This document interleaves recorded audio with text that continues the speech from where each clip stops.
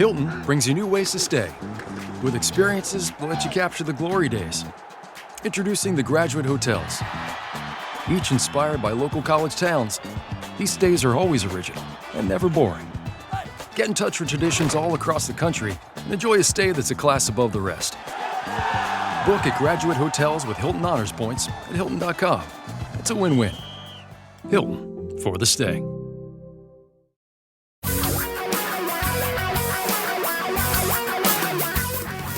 Reality radio for a really great future. We're talking real money. Hi there. How are you? Welcome to Talking Real Money. I'm Don McDonald. Over there, Tom Cock. We're here to what? The only guy in Seattle working indoors right now, pretty much. Yeah, the only indoor person in Seattle. Whereas in Florida, I'm one of many millions who are indoors unless they're at the beach, which I'm not. I'm in the center of the state. That's where my family is, there at the beach. Which, by the way, the center of the state of Florida in the 19th century, no one lived here except Native Americans and those who were forced to by the U.S. military. No one lived here in the 19th century. And now it's a thriving metropolis. And the only reason, thank goodness for air conditioning, is air conditioning. That is the only reason. And mine died yesterday. I know. You look sweaty and hot and bothered. Well, we got it temporarily working on low speed, which means the air conditioner has to run 24 hours a day, 7 days a week just to keep. Okay, but that's just like you temporarily working on low speed. Sure, that's me. That's my life. Well, then. That's not difficult. We're having new air conditioning put in on Monday or Tuesday. Ooh. Yeah, you see me rubbing my fingers together? You hope the market goes back up. I hope that market goes back up soon. Come on, baby. Help pay for that. Baby. Come on, pay for the air conditioning. We're here to try to help you understand money and deal with it better and invest a lot better than you do, because we know you don't invest very well. Perfect example. The last couple of years, you did the same old thing that people have been doing since the beginning of stock investing, and that is you bought the hot stuff. And it turned out it was ready to melt. Yeah, that's pretty good. I mean, no, okay, thank you. Yeah, I mean, like Don, it was ready to melt. Right in front of your eyes. I mean, it's astounding. Meta, the former Facebook, I believe, correct? Down 53% this year. Netflix, down 70% this year. PayPal, down 61% this year. And how about the incomparable, the undefeated, the gotta go to the moon because it does, Elon Amazon. Musk. No, the other moon guy. The other moon guy. Exactly. It's down. Amazon down 30% year to date. Now, these were the stocks that you called me last year and said, is it okay if I just put a little bit of this? Let me put some of my money, because you know what we're going to say, right? No, because we're mean and we're nasty and we're saying to stay diversified. We're just grumpy old people. You did it anyway, and guess what? Those have gotten creamed so badly that they were what we call growth stocks, the more growth-oriented companies, to the place where they have been redefined by Russell. This is hysterical. As value stocks. They reshuffled their indexes yesterday and moved those to, not Amazon, by the way, but the three, the ones I mentioned before that, moved into the, it still shocks me, into the value index. Value. A value stock is a beaten down, unloved, underpriced, underappreciated company. Yeah, what they're saying is that these companies are now that they're way down, they're actually worth something. Go ahead, buy in. They're you don't want to do. They're more valuable than their price might suggest. In other words, it's so. I mean, a couple of things to keep in mind here. Number one, you absolutely hit it out of the park, Don. I know it was a tough birthday, but you're on today. Don't buy what's been hot recently, where the track record is filled with people that do that and then get burned. Number two, just because a stock is part of one index, that may change. Stocks move around. It's a growth stock today. It wasn't that long ago when Microsoft was considered a value stock because it had a decade of no returns. So you want to own all of them, but you don't want to be jumping into the ones that have gone straight up, especially on an individual basis. That's just really not the way to do it. Look at that. Yet another perfect case for diversification as opposed to focused investing.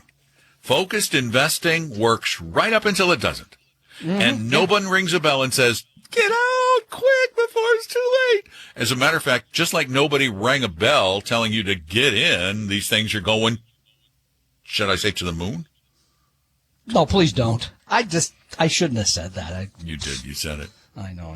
Yeah, Tesla's down. It's down like 40% too. Since the beginning of the year, 35% since the beginning of the year. Right. I mean, so these are the things that you just had to own to get rich, and until you didn't. And then look Don't what own happened. individual stocks. Look what happened to the mutual fund that focused on all these. Ooh, ARK the ETF, Innovation, the ETF. Yeah. Well, it's a fund of sorts.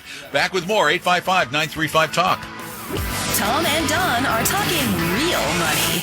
Tom and I created Vestory to help everyone become a better investor, even those who will never be clients. Let one of our advisors help you start your financial plan or solve a money problem free with no obligation or high-pressure sales pitch at Vestory.com. Vestory.com.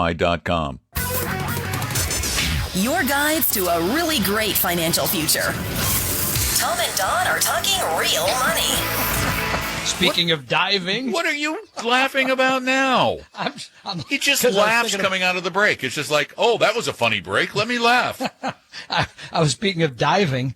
Like the market was diving, and then I'm going to dive into my W2 pool. So not that funny. I don't know if I'm going to do it. It's about 45 degrees in the pool, so it can be quick in and quick out. Maybe like stocks, quick in, quick out. Make your money, move on.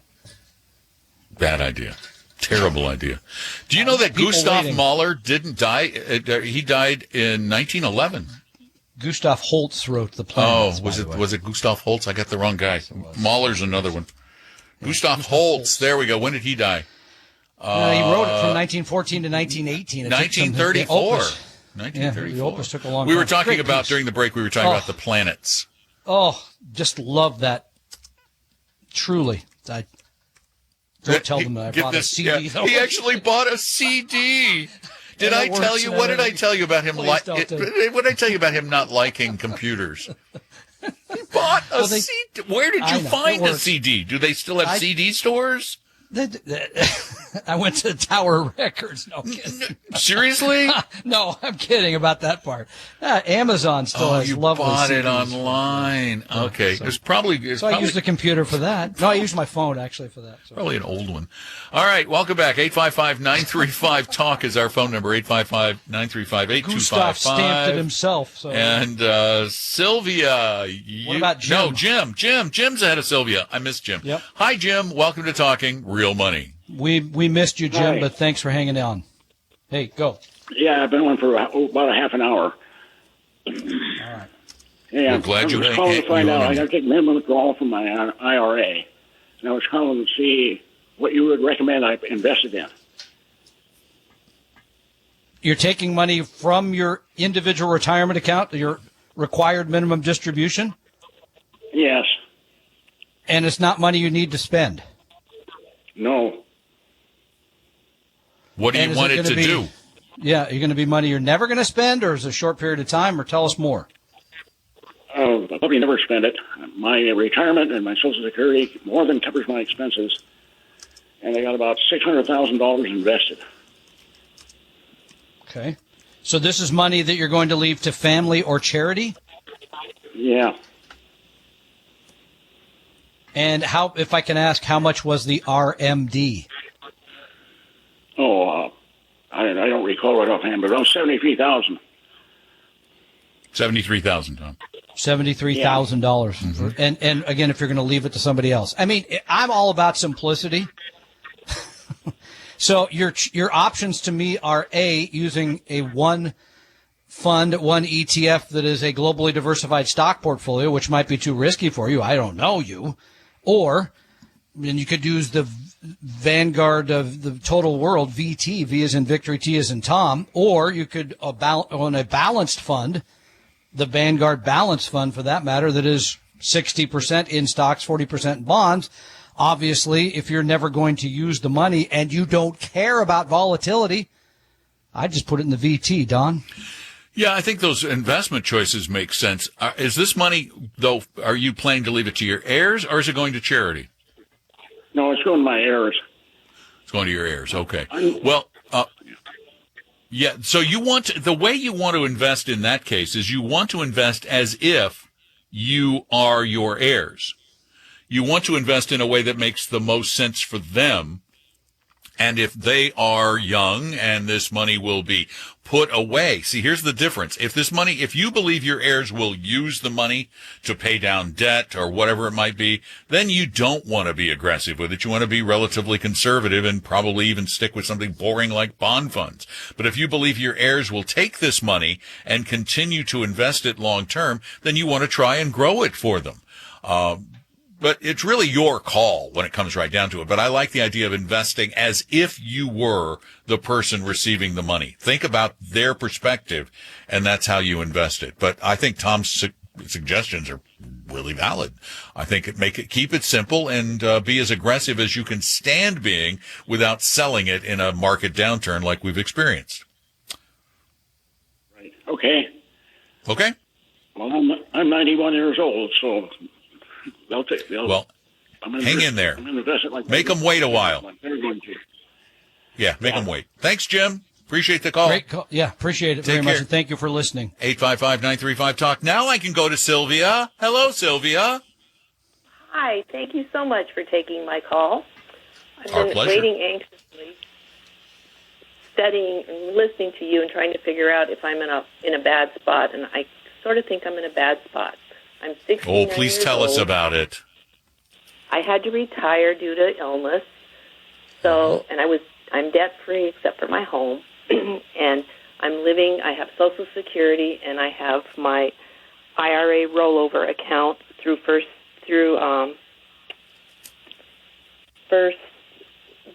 Allied. She says she's a fiduciary, but I'm concerned if I'm working with a true fiduciary.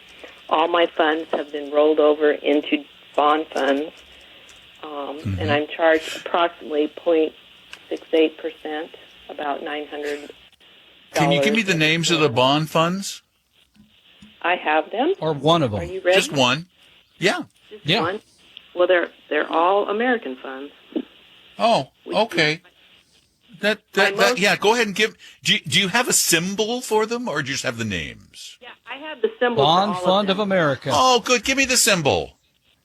Okay, FBCTX. FBCTX. Hold on. We're going to do them one at a time. That's the American Fund's target date. Oh, wait. Correct. Give me that again. Is that, FBCTX. Is that correct? Yeah, American Funds 2020 target date F2. Okay. That's a, that's So a that target. has some stocks in it, too. Right. Not just a bond fund. That's an F2 share. So far, not bad. Give me the next one. Well, the next one is a brokerage money market. No, let's skip that one. Okay, and the other one is Another Capital ticker. World Market. WGIFX. WGIFX. I'm just looking at what kind. Okay, this is interesting. The person with whom you are speaking may be, and probably is, a fee-only advisor because these are no-commission funds.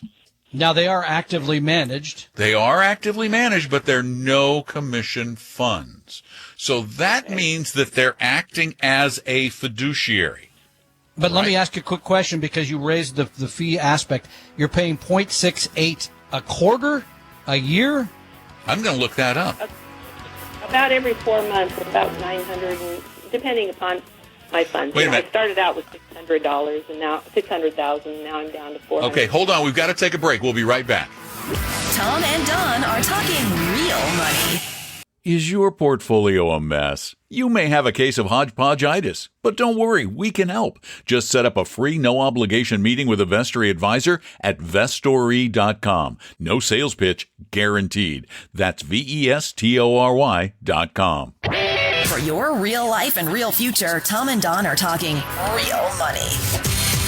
Okay, we're talking to Sylvia, and Sylvia has some investments with a company called First Allied. Now, I know First Allied Securities, the company that goes by the name First Allied Advisory Services is Cetero, which I'm aware of. But, Sylvia, how much money do you have with this advisor? The total amount, roughly? $493,000. $493, so $500,000, and you're paying about $4,000. She is now Cetera. They are Cetera. Yeah, Cetera. Advisors. Yeah. So you're paying, well, you're not. Okay, that's what I was trying to get to at the end of the last. She's paying $4,000 on $493. So that is less than 1%. Yeah. That's actually pretty fair. That's pretty fair. So you're paying here. It's pretty fair. Okay. You're paying her for her work, and then what you are paying for the funds is what we believe is high. The funds themselves run about 0.6%. So your total fees and expenses are about 1.2, 1.3.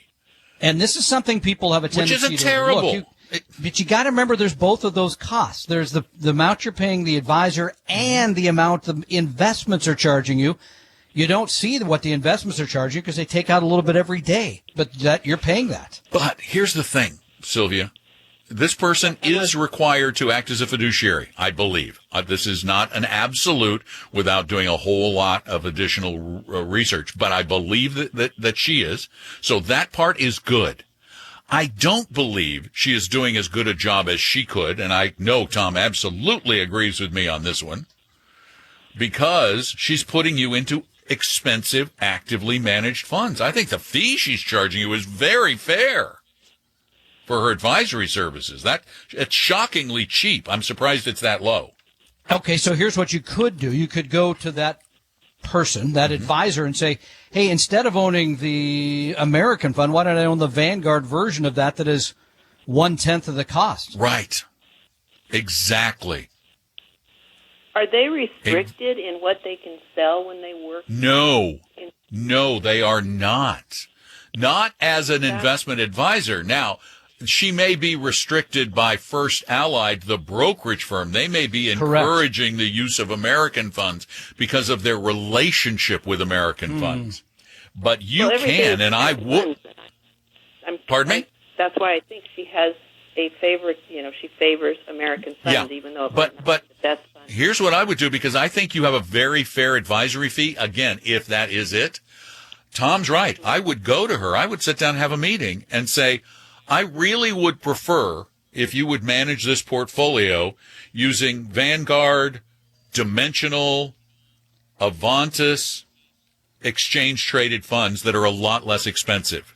And we would love to hear back from you after you talk to her to say, what was her response? Because I'd love to hear, because what my guess is they're going to say, oh, the American funds, much better than those index funds. The index funds are not the place to go. They got really smart people at American funds that are building a better portfolio than just owning the market. They only buy the bonds and stocks that do better than the market-wide index funds, if you will. So I think that'd be an interesting thing to hear back on. Yeah, because the reality is there is no evidence that shows that actively managed funds over time can outperform just owning the index with the same level of risk. And that's the key. There you go. Same level of risk. So I would ask her, say, you know what? You could save me a lot of money, and I'd really appreciate it if you get me into lower cost funds, and if you'd use, build a portfolio of index funds from Vanguard, Fidelity, or using index ETFs, which are even cheaper, from Vanguard, Fidelity, Dimensional funds, Avantis funds, etc. Okay? I will try that. Good luck. Let us know. Be curious. Yeah. We'd really like to know. No, we really do. Thank you so much. 855-935-TALK. That is our phone number. If you've got questions like this or any other, you need some feedback, some advice, some direction, some counsel, some calming down, whatever it is, call us, 855-935-TALK. Tom and Don are talking real money. Is your portfolio a mess? You may have a case of hodgepodgeitis, but don't worry, we can help. Just set up a free no-obligation meeting with a Vestory advisor at vestory.com. No sales pitch, guaranteed. That's vestory.com.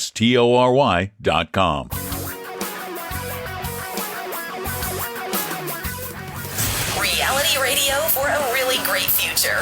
We're talking real money. Hey, hi, welcome back. I'm Don. That's Tom.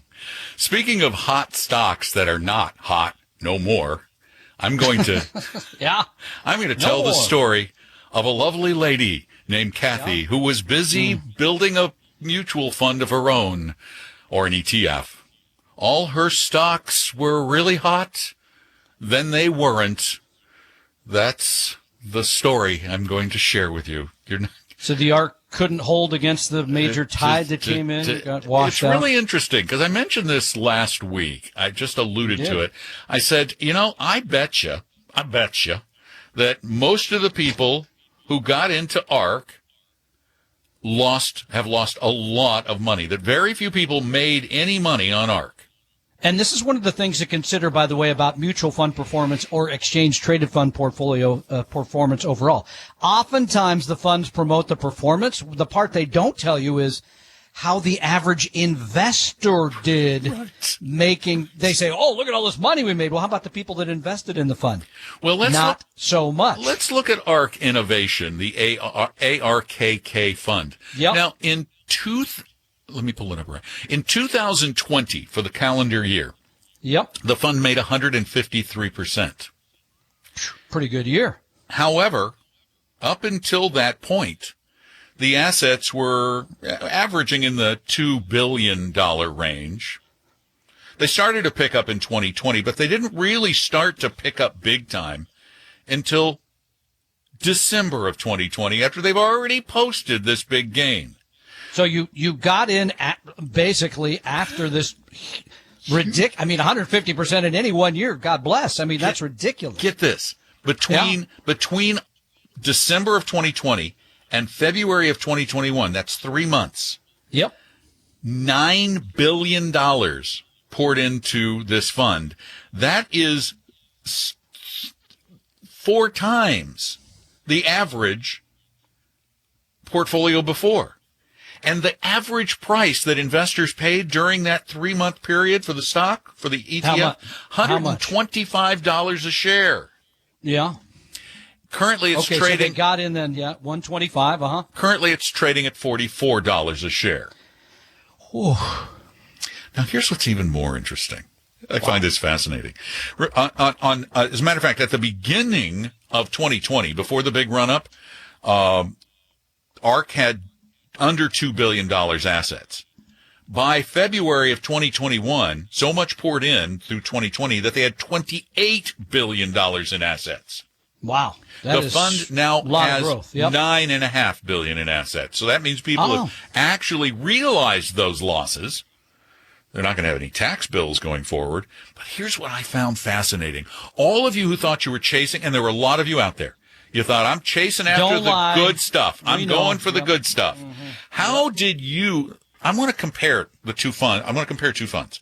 I want to compare ARKK, which is a 100% U.S. stock fund. It was all U.S. stocks, to VTI, which is the Vanguard Total U.S. Stock Market Fund. So we're comparing U.S. to U.S., right? Yep. Over 5 years, the Vanguard Total U.S. Fund returned an average of 11.1% per year. Pretty good. Good return. But of course, you wanted that. You wanted the big return over those 5 years. Bear in mind, this is number two. Over that 5 years, we had 2019 was a 35% return. 2017 was an 87% return. 2020 was 153% return. So how was its average annual return over 5 years? You're thinking it's going to be high, right? Yeah, but it's taken such a dip. Yeah, I really couldn't tell you. What? 10.3%. So it made less than the Vanguard fund. Than the index. And guess what the volatility was, measured by standard deviation over 5 years? The Vanguard Total U.S. Fund had a standard deviation of 17%. 17. From the middle, up and down. You got it. Yep. Mm-hmm. Yep. ARK? Which fund is more risky? ARK had a 37.5. I have never seen 37.5 before. Those are some pretty rough seas for the ARK to handle. That is one of the highest standard deviations I've ever seen. The lesson, once again, you might win in the short run, but in the long term, even the hottest manager of 2020, Kathy Woods, her portfolio has done worse than just buying the market. Tom and Don are talking real money. A second opinion could save your life either physically or fiscally. Let one of our Vestory advisors help you save your future at vestory.com, vestory.com. Your guides to a really great financial future. Tom and Don are talking real money. I love that story. I just think that says everything you need to know about investing. It truly, if you just read that, if you paid attention to those numbers, that is repeated over and over. I mean, since I don't know when, because people see that's made money. I got to put my money in that just in time for it not to work. You're right. I should probably write that up. You should, because it really tells the story of. By the way, that's what most people think you need to do to be a successful investor. I just find that thing or find that person or listen to that guru. They're going to make me the money because they know about the future. And for a while, it looked like Kathy Wood was smarter than Peter Lynch. Oh, my gosh, yes. She was getting all the press. Everybody was singing her praises. Yeah. And yet, but they still are listening to her, even though she has now posted a less than average performance with over twice the risk. I know. And that's the thing. People don't think about the risk side. But even setting that aside, this aspect of buying after someone's had great performance is so powerful indeed. 855-935-TALK. We still have time to help you here on Talking Real Money. And Rachel, you're next. Welcome to the show. Oh, hi. Hey, Rachel. Hi. I just have a really quick question for you. It's concerning the Secure Act 2.0. And just wondering, I know they're raising the rate for the RMDs, which is awesome, but if you're just turned 72, I heard one place that I wouldn't need to take it this year, and I heard someplace else that I would. Okay, well, let's talk about that because actually the legislation has not passed yet. There's two different versions. There's one in the House and one in the Senate. And I believe the version in the Senate would make you still wait. They'd still make you take 72 and then slowly scale it up to 75, which is the new rule. So there's no agreement on that. And even if there were agreement, I doubt they would make it retro to 2022 and allow you to push it off into the future. I agree. I cannot imagine that. So you are 72 in this year, correct? Correct, yes. Yeah. I think you're going to have to at least, I think you're going to have to take it. Yeah, I think right now they're thinking that it may or may not even pass this year, right? Because of the differences between the House and the Senate. Eventually, sure. And everything I read says that it would go to 73 in 2023. I think that is one version. The other version would immediately move it to 75. Anyway, there's still enough debate there that it's not decided. But so I think you should go ahead and plan on taking your required minimum distribution. Yep, I agree. Well, that's not what I want to hear, but I'm sorry. That, so. The good news is the sun is out, and it's going to be out again tomorrow. Would you like to hear that? Yes, you get absolutely. 2 days of sun in a row?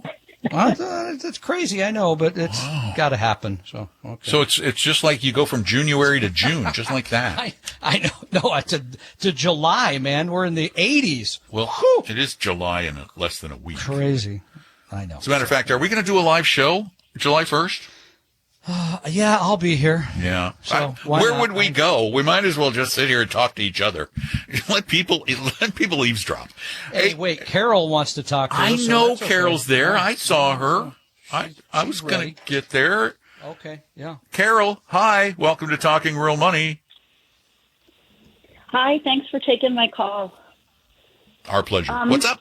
My husband and I are getting ready to retire, And we are overall in good shape for retirement as far as having 2 pensions, and we'll have, and then Social Security. So once we get to that, we would not need our investments, but we are 61 and 63. So we would like to retire now and use our investments to get us to Social Security, where we would. It's good. Then we would I like it. Yeah. Yeah, that's brilliant. Absolutely. So, we have, I think, our total investments probably about $1.5 million. And by my calculations, we need about $50,000 a year right now, additional to pay for everything that we need. Unlike my brow here in Florida with bad air conditioning, no sweat for you. No sweat. Going right through to the cooler there. You're in good shape. You were in such good shape to take $50,000 a year? Out of 1.5, absolutely. Oh, my gosh. That's fine. How's it Is that your question? Well, yeah, I don't know. When I talk to my advisor, I feel like we've done a great job in accumulating, but now it's how do we use the cash, or how do we use our investments? And as he talks to us, he's always telling us that he should roll everything over into an annuity stocks. Oh, you've got an idiot advisor. You need to fire your idiot advisor. He's an idiot advisor. Payers. Yeah, this is a fork in the road, because he doesn't know what industry, he's doing.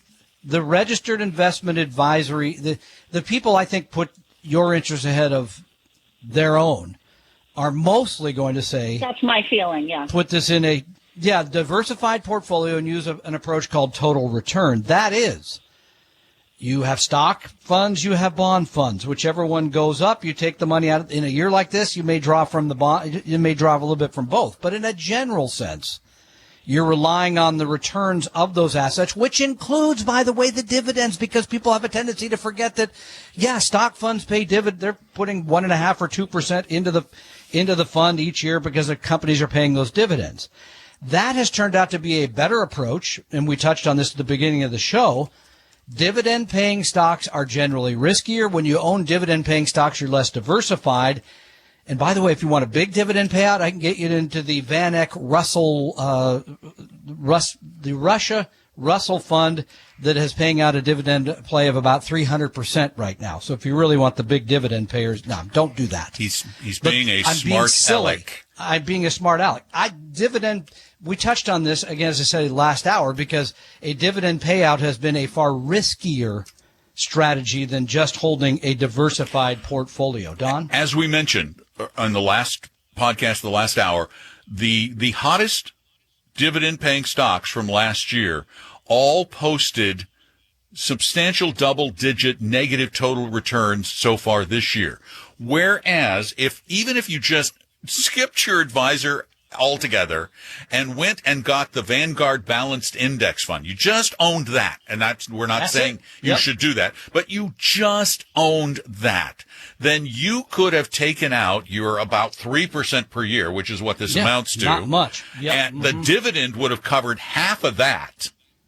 So your total loss year to date would have been about 18%. Versus getting hammered down by the versus 30 and 40% losses in those dividend stocks. I appreciate your advice, because I just have feeling like he's trying to preserve the amount that he gets. He's trying to make a sale. He's trying to generate a commission. You should fire this person and find a fiduciary, or do it on your own. But I would suggest finding a good fiduciary advisor, somebody who will act in your best interest, and get rid of what you have now as a stockbroker, not an advisor. And, oh my goodness. We appreciate your call. Thanks so much for being there. Don't go away. We'll be right back. Tom and Don are talking real money. Tom and I created Vestory to help everyone become a better investor, even those who will never be clients. Let one of our advisors help you start your financial plan or solve a money problem free with no obligation or high-pressure sales pitch at Vestory.com, Vestory.com. For your real life and real future, Tom and Don are talking real money.